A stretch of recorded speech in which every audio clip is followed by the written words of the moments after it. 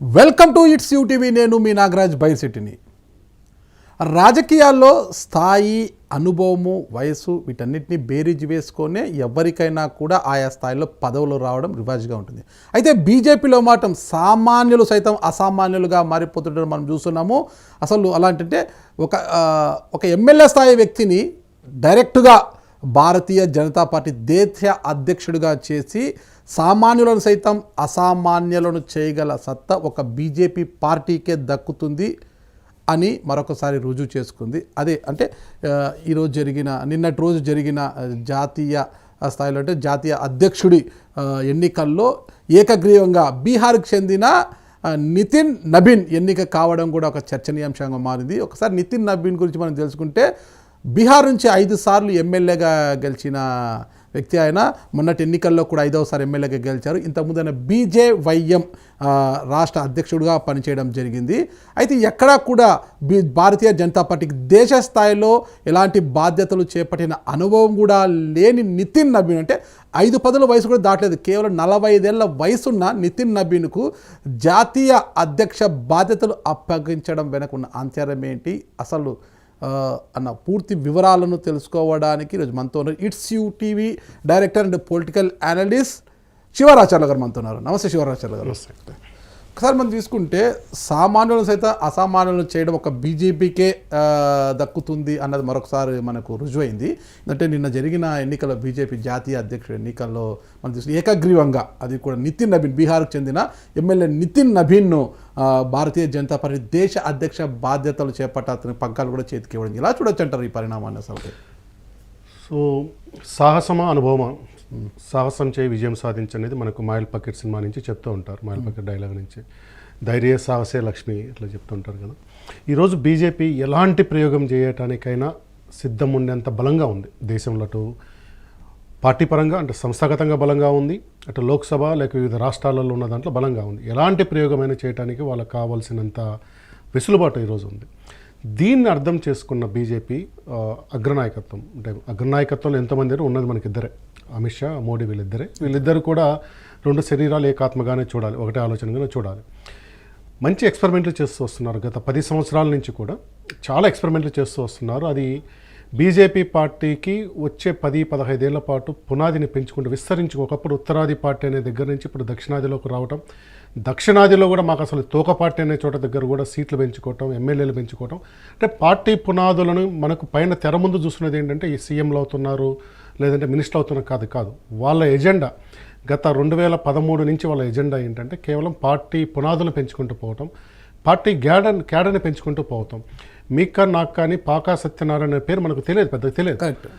Government వచ్చింది, ఆంధ్రప్రదేశ్లో వచ్చింది, టక్కున ఆయన తీసుకొచ్చి రాజ్యసభ సీట్ ఇచ్చి నేను ఎవరైనా చూసుకుంటే ఆయన క్రమశిక్షణ సంఘం అధ్యక్షుడు అనమాట. అంటే ఎక్కడో అంతకుముందు 2014లో కూడా ఇటు కామినేని శ్రీనివాస్, తర్వాత విష్ణుకుమార్ రాజు లాంటి వాళ్ళు ఉన్న దగ్గర కూడా ఫస్ట్ టైం ఎమ్మెల్యే అయిన తాడేపల్లికి వచ్చిన మాణిక్యరావు గారిని చేశారు. అంటే వాళ్ళు పార్టీ పునాదులు, ఈ పార్టీతో మేము ఉంటే మాకు భవిష్యత్తులో కేవలం పదవులే కాదు ఒక గుర్తింపు వస్తుంది. పదవి అనేది ఒక దశకు వచ్చిన తర్వాతనే, ఒక పార్టీ కోసం మనం జీవితాంతం త్యాగం చేస్తున్నాం. ఒక 15-20 ఏళ్ళ కిందట బీజేపీ అంటే ఏముంది, ఎక్కడ ఏం లేని పరిస్థితి. అలాంటి దగ్గర కూడా మనకు గుర్తింపు వస్తుంది. ఇప్పుడు మోడీ, అమిత్ షా నాయకత్వం వచ్చిన తర్వాత ఈ నార్త్ ఈస్ట్ నుంచి మనకు కేరళ వరకు, మొన్ననే కేరళ తిరువనంతపురం మేయర్గా కూడా గెలిచారు వాళ్ళు.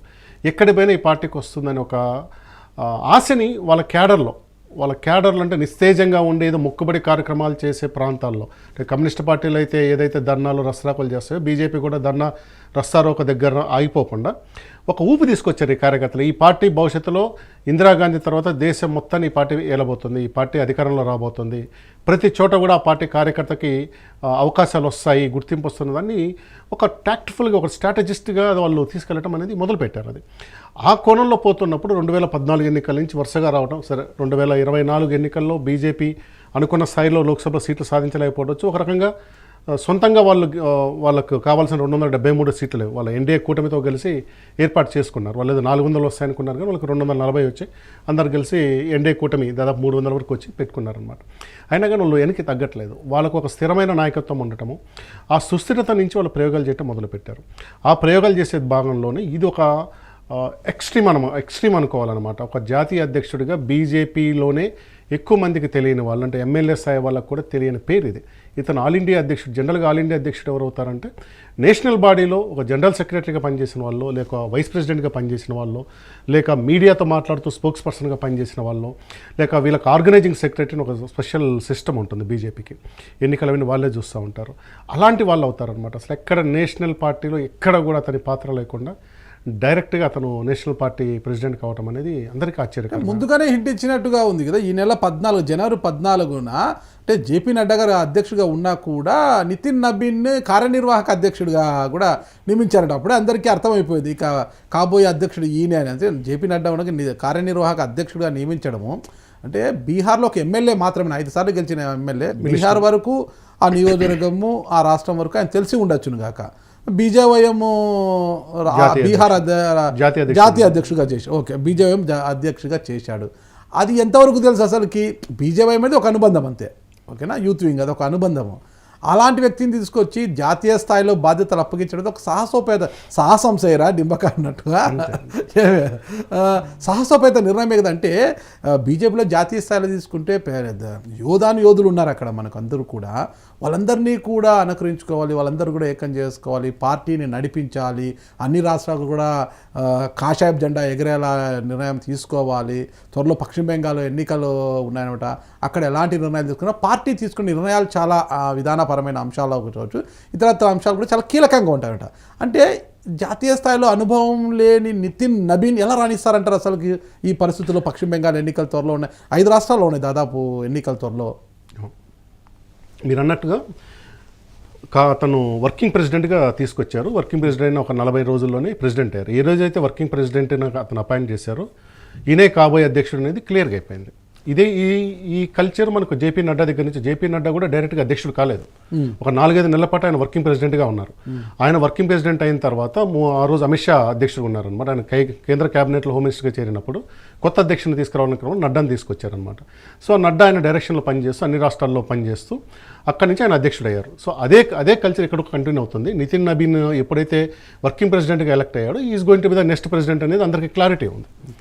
కాబట్టి ఆ వర్కింగ్ ప్రెసిడెంట్ కావటం అనేది బై డిఫాల్ట్ ప్రెసిడెంట్ అవ్వటం కోసమే చేస్తున్నారు, ఎందుకంటే నడ్డా ఎగ్జాంపుల్ ఉంది కాబట్టి అనుకున్నారనమాట. అయితే అసలు వర్కింగ్ ప్రెసిడెంట్ కావటం మీదే చాలా ఏమంటాము ఆ రోజు ఉన్న చర్చ ఏంటంటే, వాస్తవంగా మన ఈ తెలంగాణ ప్రాంతం సంబంధించిన కిషన్ రెడ్డి అధ్యక్ష రేసులో ఉండాడు ఆ రోజు. ఆర్ఎస్ఎస్ సపోర్ట్ తోటి కిషన్ రెడ్డి ఉండేవారు అనమాట. వెంకయ్య నాయుడు తర్వాత మళ్ళీ కిషన్ రెడ్డి అవుతాడని చెప్పి బీజేపీ శ్రేణులు కూడా నమ్మినాయి, ఎందుకంటే is very close to prime minister Modi ఈయన ఇద్దరు బీజేవైఎంలో కలిసి పనిచేశారు. వీళ్ళిద్దరు కలిసి అమెరికా టూర్కి ప్రపంచంలో అనేకమైన యూత్ వింగ్ సభలకు పోయి ఉన్నారు. ఒక ఫోటో కూడా ఉంటుంది వైట్ హౌస్ ముందు, కిషన్ రెడ్డి మోడీ వీళ్ళందరూ నిలబడే ఫోటో కూడా ఒకటి ఉంటుంది అనమాట. ఈయన అవుతారు అనుకున్నది. అయితే ఎవరు ఊహించండి, ఈవెన్ బీజేపీ వర్గాలకు కూడా ఊహకందని విధంగా నితిన్ నబీన్ పేరు తీసుకొచ్చారు. Nitin Nabin hard core RSS కాదు,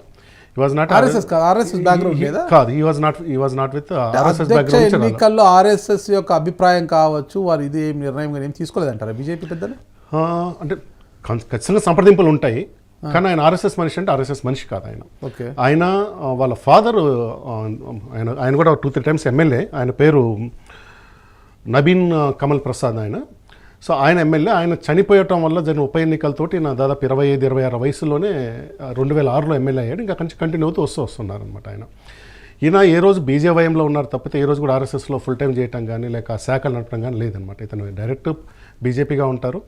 అయితే జనరల్గా ఏంటంటే బీజేపీ అధ్యక్షుడు ఆర్ఎస్ఎస్ మనిషి అవుతాడనేది ఉండేది, అది మార్పు వస్తుందన్నమాట. మనమే చాలా కీలకం కదా బీజేపీలో ఆర్ఎస్ఎస్ నిర్ణయాలు చాలా కీలకంగా ఉంటుంది. అందులో ఇది చాలా కీలకమైన నిర్ణయం, కీలకమైన ఎంపిక కూడా. ఇది జాతీయ అధ్యక్షుడు పార్టీని నడిపించాలి, అందరినీ ఏకతాటిపైకి తీసుకురావాలి, వర్గాలు లేకోకుండా చూసుకోవాలి, అందరి నిర్ణయాలను కూడా క్రోడీకరించుకుని ఏదైనా ఒక నిర్ణయం తీసుకోవాలి పార్టీ తీసుకునే విధానపరమైన అంశాల్లో కూడా. అంటే ఆర్ఎస్ఎస్ నిర్ణయాలు కూడా చాలా కీలకంగా ఉన్నాయి.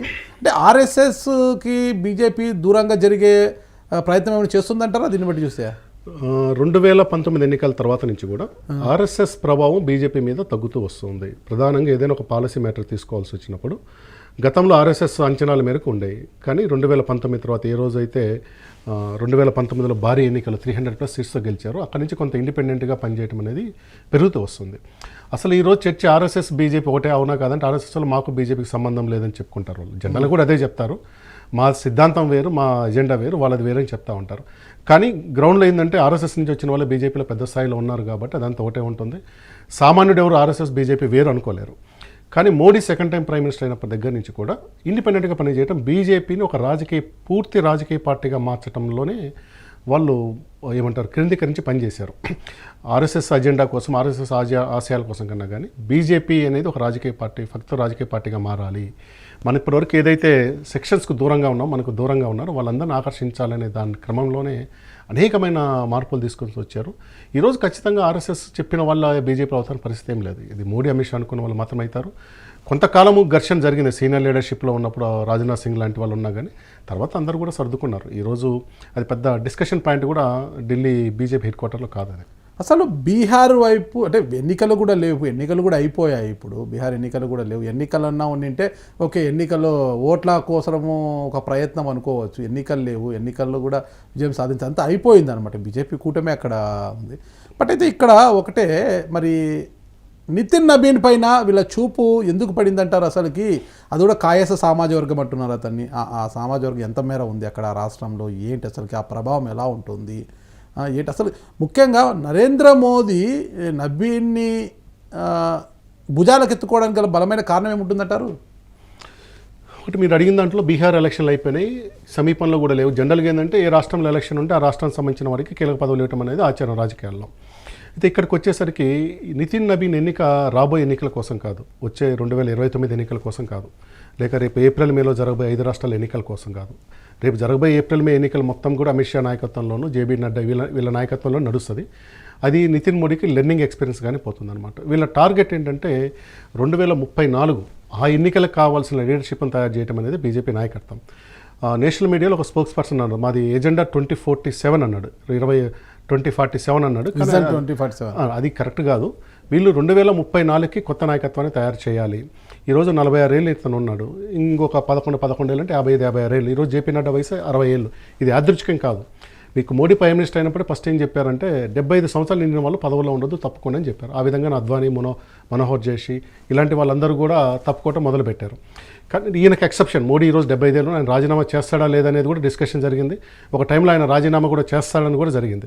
అయితే కీలక పదవులు ఉన్న వాళ్ళకి ఎక్సెప్షన్ ఉండొచ్చు. కానీ పార్టీ నిర్మాణంలో ఏంటంటే ఖచ్చితంగా 40 నుంచి 60 ఏళ్ళ వాళ్ళ మధ్యలోనే కీలక బాధ్యతలు పెట్టుకోవటం. 60 సంవత్సరాలు దాటిన తర్వాత వాళ్ళకు రెస్ట్ ఇచ్చి మంత్రులుగా ఉండొచ్చు, కానీ పార్టీ బాధ్యతలకు వచ్చేసరికి యంగ్ జనరేషన్ పార్టీ నడపాలి. వీళ్ళు 2 ఎన్నికలు 3 ఎన్నికలు డక్కా ముక్కలు తింటేనే పార్టీని మళ్ళీ విస్తరించగలుగుతారు. మన ఐడియాలజీని అర్థం చేసుకుంటున్న కోణంలోనే యంగ్ జనరేషన్ తీసుకొచ్చారు. నా ఉద్దేశంలో నితిన్ నబీన్ ఎన్నిక 2034 కోసమే కానీ రేపు జరగబోయే 29 కోసం కూడా కాదు.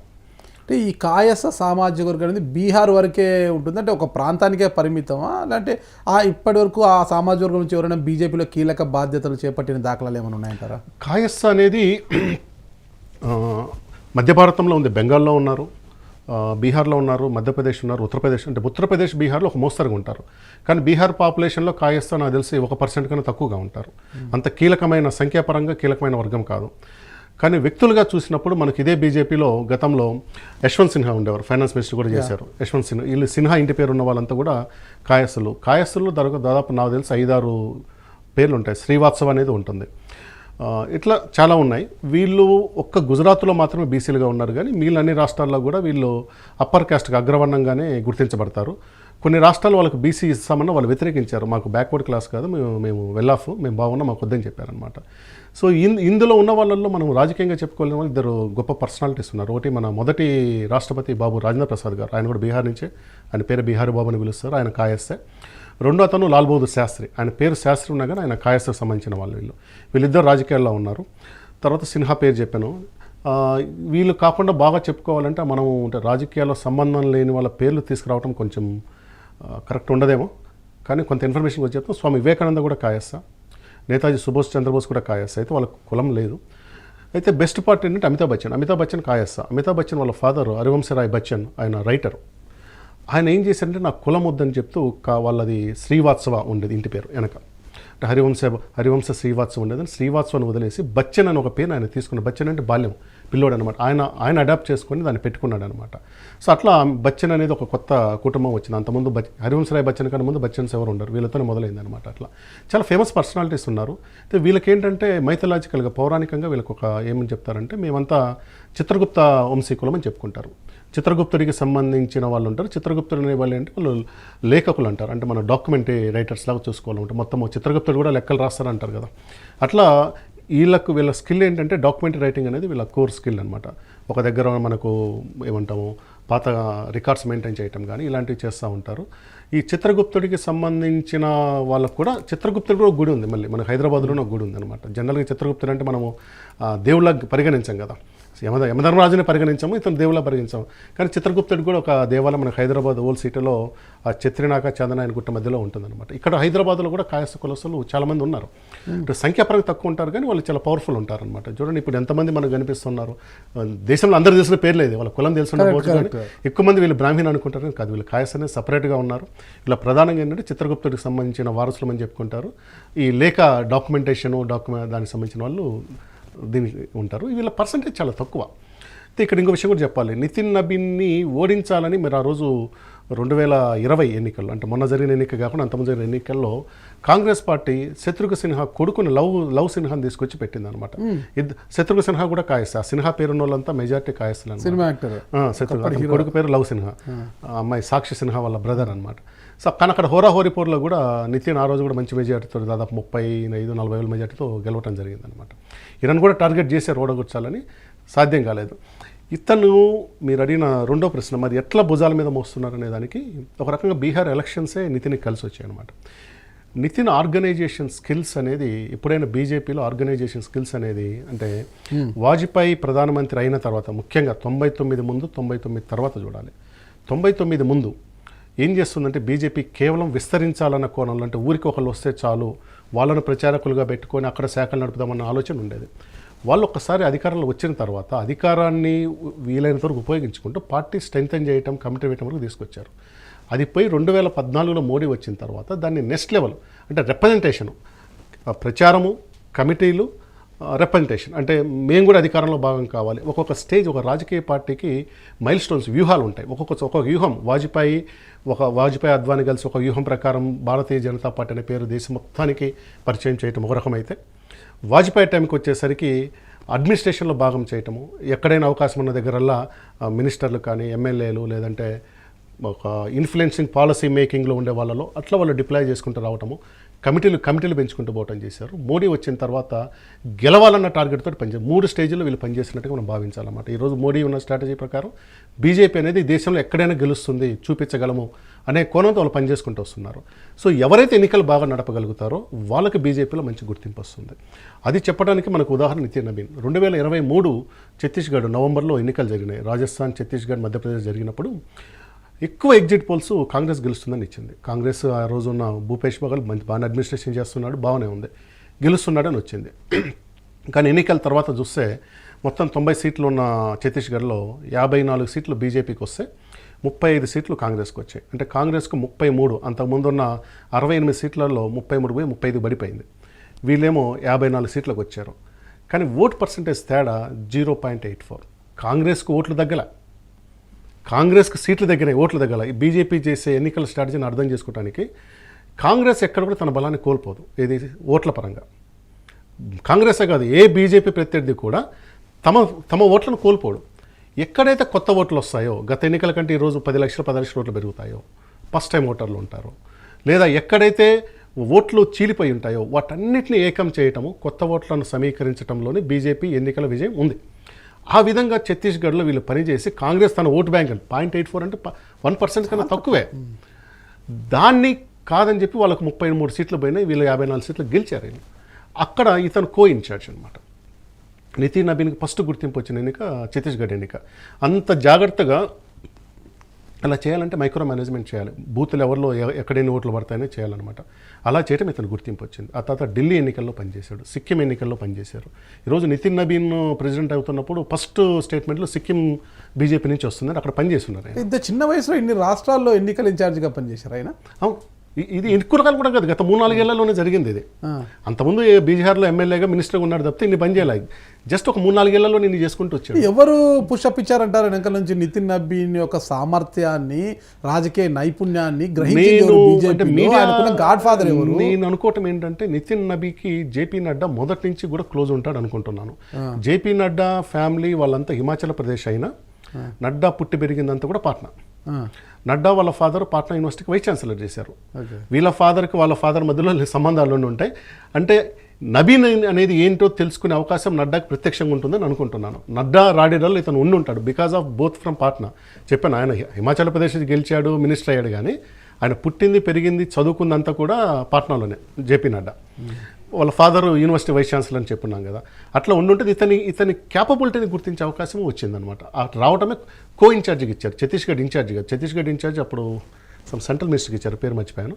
కో ఇన్ఛార్జిగా చేయడంలో పనిపోయింది. ఆ తర్వాత ఢిల్లీలో ఇతన్ని బాగా చూశారు. బీహార్ ఎన్నికల దగ్గర ఇతను మాట్లాడే తీరు ఎంత కఠినంగా ఉంటుంది, ఎంత స్ట్రైట్ ఫార్వర్డ్ ఉంటాడు, ఎంత ధైర్యంగా నిర్ణయాలు తీసుకుంటాడు అనేది. అంటే ఒక వ్యక్తి యొక్క క్యాపబిలిటీని నాయకుడు పక్కన ఉన్నప్పుడు, నాయకుడితో మాట్లాడేటప్పుడు అర్థం చేసుకునే అవకాశం వస్తుందన్నమాట. ఆ నాయకుడి వరకు వెళ్ళగలిగే అవకాశం ఏ రూపంలో వచ్చినా నాయకుడి దగ్గరికి వెళ్ళిన తర్వాత ఇల్లే ప్రూవ్ చేసుకోవాలి, కానీ పక్కన రికమెండ్ చేస్తే పదవులు రావు, ఎక్కడ కూడా రావు. మీకు డైరెక్ట్గా మీ దగ్గర ఉండి ఇతను బాగున్నాడని మీకు అనిపించినప్పుడు మీ టీంలోకి తీసుకుంటారు. లేదంటే మీరు ఎంప్లాయ్మెంట్ ఇచ్చి ఎక్కడైనా పెడతారేమో, కానీ ఇతని దగ్గర స్కిల్ ఉంది, డైనమిజం ఉంది. మొండోడు, రాజకీయాల్లో మొండోళ్ళకి చాలా విలువ ఎక్కువ అండి. మొండోళ్ళు అంటే మూర్ఖులు కాదు, మొండోళ్ళు వేరే. మొండోళ్ళు అనేది ఏంటంటే ఒక అంచనా మేరకు, ఒక డేటా మేరకు, ఒక అనాలిసిస్ మేరకు అభిప్రాయానికి వస్తారు. ఇదిగో నా అభిప్రాయానికి ఇది బేస్ ఉందని చూపిస్తాడు. మూర్ఖుడికి మొండోడి తేడా ఏంటంటే మూర్ఖుడి వెనక అనాలిసిస్, దాని సపోర్టింగ్ ఎవిడెన్స్ ఉండదు. కానీ మొండి వాళ్ళు ఏంటంటే వీళ్ళు మొత్తం చేసుకొని ఇది కరెక్ట్, దీన్ని మనం ట్రై చేద్దాము, ఫెయిల్ అయితే మళ్ళీ మార్చుకుందాం అంటారు అనమాట. అలాంటి యాటిట్యూడ్ ఇతనికి బాగా గుర్తింపు తీసుకొచ్చింది. బీహార్లో చూడండి, బీహార్లో కాంగ్రెస్ అర్జెంట్ చిత్తు ఓడిపోయాయి అంతే కదా. 243 సీట్లలో 202 సీట్లు ఎన్డీఏ గెలిచాయి కదా. కానీ ఓట్లలో పెద్ద తేడా లేదు. కాంగ్రెస్ ఆర్జేటీకి వాళ్ళకి కావాల్సిన ఓట్లను మొత్తం కలిపి కూడా ఒక 1.5 ఓట్లు వాళ్ళు కోల్పోలే. కానీ సీట్లలోకి వచ్చేసరికి 100 కొద్ది కోల్పోయారు. బీజేపీ కూడా పెద్ద బలపల్ల బీహార్లో గతం కంటే 20 కంటే కూడా 15 సీట్లే బీజేపీకి పెరిగింది. ఎవరికి ఎక్కువ పెరిగినాయి? నితీష్ కుమార్ పార్టీకి దాదాపు 40 సీట్లు పెరిగినాయి. ఎవరైతే కోల్పోయాడో వాడికి పెరిగేలాగా వీళ్ళు స్ట్రాటజీ చేశారు. బీజేపీ గతంలో 80 గెలిచింది, గతంలో 65 అంతే, ఇప్పుడు 81 ఉన్నారు. ఇప్పుడు ఒక 15 సీట్లు పెరిగినాయి. అంటే స్ట్రాటజీ మనం పెంచడం కాదు, మన మిత్రపక్షాన్ని కాంగ్రెస్కి వెళ్ళకున్న తేడాదే. మన మిత్రపక్షం గతంలో దెబ్బతిని ఉంది, వాడు గెలిస్తే ఉమ్మడిగా గెలవగలుగుతాం, మనం ఒకరిని గెలిస్తే కాలేం కదా. సో వాళ్ళ క్యాండిడేట్ని, వాళ్ళ ఎన్నికను కూడా వీళ్ళే చేస్తూ వచ్చారు.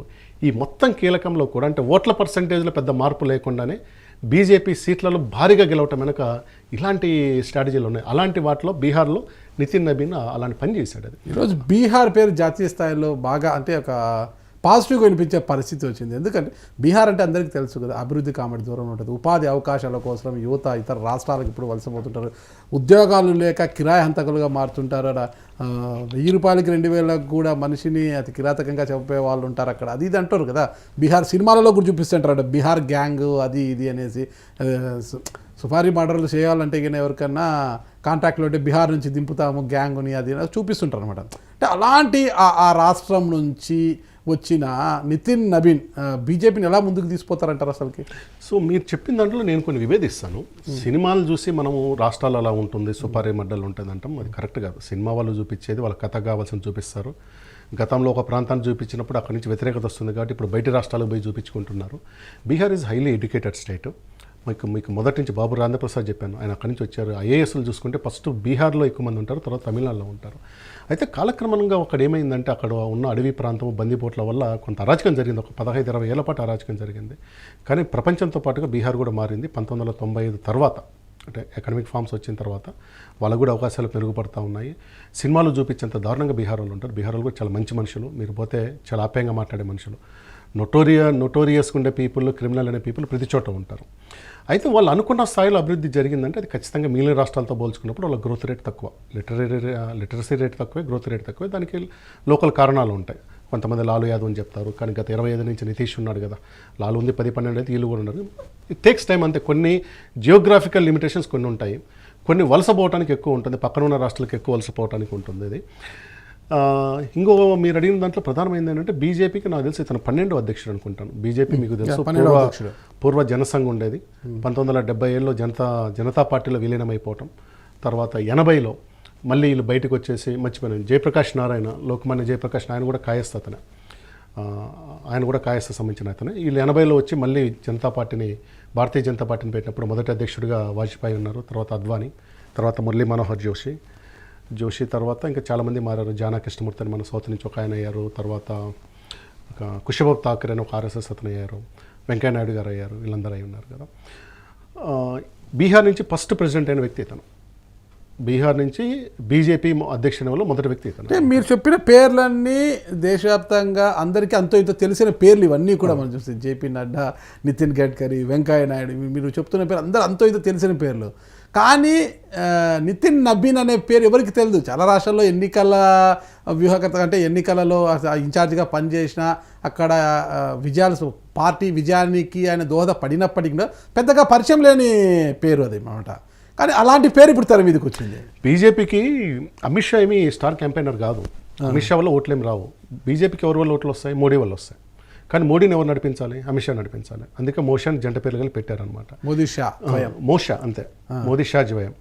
అమిత్ షాకి మోడీకి ఆ సింక్ ఉంది కాబట్టి అతను చెప్పిన ప్లాన్ ఇతను గుడ్డిగా చేస్తాడు. అంటే ఒక లీడర్షిప్, ఒక ట్రస్ట్ వర్తి ఉన్న లీడర్షిప్ బిల్డ్ చేసుకోవాలి. బీజేపీ అధ్యక్షుడిపై ఓట్లు సాధించాల్సిన అవసరం లేదు. బీజేపీ అధ్యక్షుడు బీజేపీ పార్టీని నడిపితే చాలు.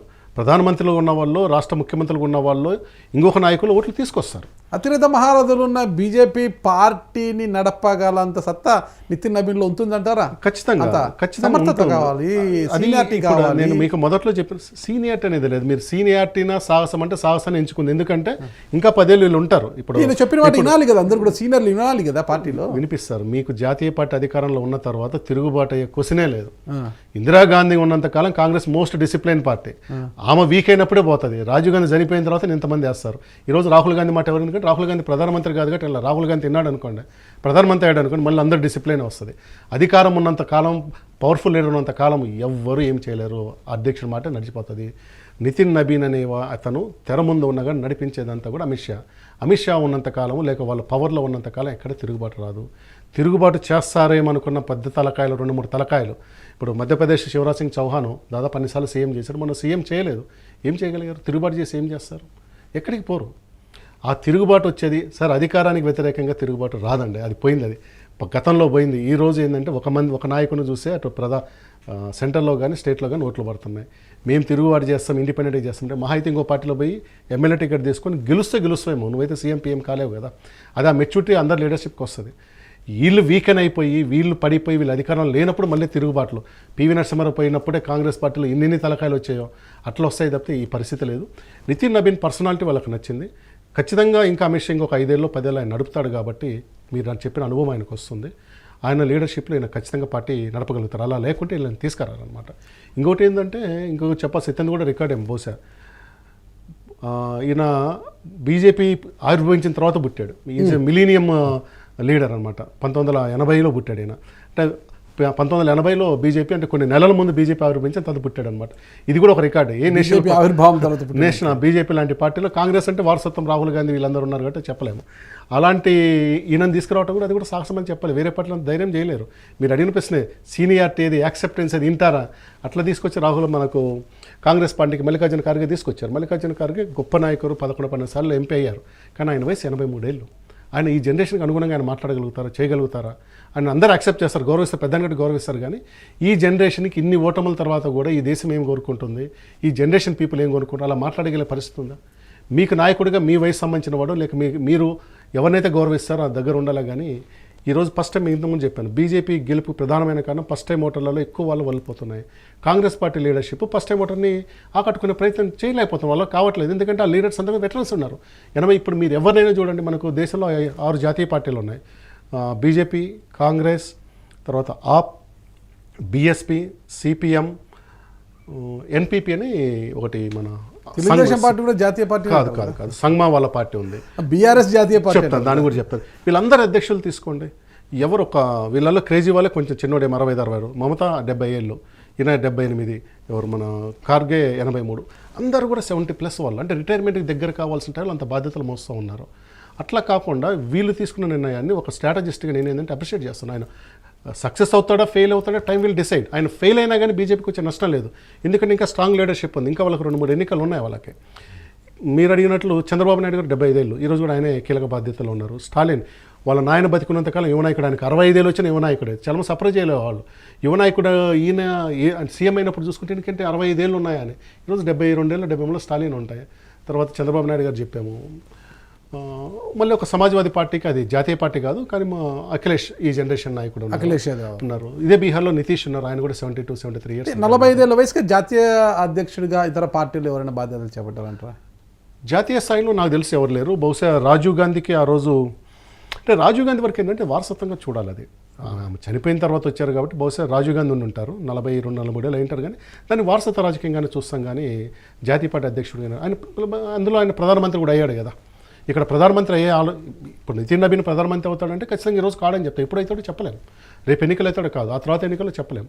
కాబట్టి is not in a prime minister race. అయినా కానీ బాధ్యతకు వచ్చాడు కాబట్టి రాజీవ్ గాంధీని వీళ్ళని మనం పోల్చకూడదు. ఈ రెండు సపరేట్గానే మనం చూడాలన్నమాట.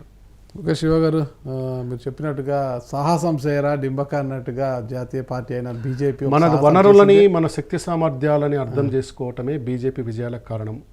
మిగిలినవి ఎవరు ఎన్ని ఆరోపణలు చేసినా వాళ్ళు ఈ జనరేషన్కి ఏం కావాలి, వీళ్ళు ఏం కోరుకుంటున్నారు, అక్కడి నుంచి మొదలుపెట్టి వాళ్ళ వనరుల్ని జాగ్రత్తగా తీసుకొస్తున్నారు. ఏ టైంలో ఏది ప్లే చేయాలో అది ప్లే చేసుకోగలుగుతున్నారు. నేను వ్యక్తిగతంగా అనుకోవటం ఈ నిర్ణయం బీజేపీ పార్టీకి ఖచ్చితంగా కలిసి వస్తుంది. ఏ విధంగా కలిసి వస్తుందో, నితిన్ నబీన్ సక్సెస్ అయితే సక్సెస్, అది కాకపోయినా ఈరోజు ఎవరైతే 25-30 ఏళ్ళ మధ్యలో వివిధ రాష్ట్రాల్లో పనిచేస్తున్నారో వాళ్ళందరికీ కూడా ఆశ వస్తుంది. ఓకే, ఈ పార్టీలో మాకు కూడా అవకాశం వస్తుంది, జాతీయ స్థాయి వరకు వెళ్ళే అవకాశం వస్తుందని వాళ్ళు మోర్ కమిట్మెంట్తో కూడా పనిచేయడానికి కావాల్సిన స్ఫూర్తి నిర్ణయం ఇస్తుంది. చూద్దాం. మరి మీరు అన్నట్టుగా ఇది మోదీ షాల నిర్ణయమా, లేదంటే బీజేపీ సంయుక్తంగా తీసుకున్న సమిష్టిగా తీసుకున్న బీజేపీ? ఇప్పుడు నేను మోదీ షా గురించి ఇంత పాజిటివ్ చెప్తున్నాను, ఎట్ ద సేమ్ చెప్తా. బీజేపీ అంటే మోదీ షా తర్వాత వాళ్ళిద్దరు కాకుండా బయట ఎవరు ఏం లేరు. ఆర్ఎస్ఎస్ లేదు, రాజ్నాథ్ సింగ్ కానీ శివరాజ్ సింగ్ కానీ వీళ్ళందరినీ కలిపి కూర్చోబెట్టుకుని మాట్లాడే పరిస్థితి దశ దాటిపోయింది బీజేపీ. ఓకే, సరే. నితిన్ నబీన్పై వీరు పెట్టుకున్న నమ్మకం, అంటే మోదీ షాల ద్వయం పెట్టుకున్న నమ్మకం ఆయన పమ్ము చేయకుండా భవిష్యత్తులో భారతీయ జనతా మీరు మళ్ళీ ఒక మాట మిస్ అవుతున్నారు. ప్రత్యక్ష నమ్మకం ఏంటి? అతను సక్సెస్ అయ్యి వచ్చే 2034 ఎన్నికలు గెలిపేయడం ప్రత్యక్ష నమ్మకం. అదే మళ్ళీ ప్రత్యక్ష నమ్మకం.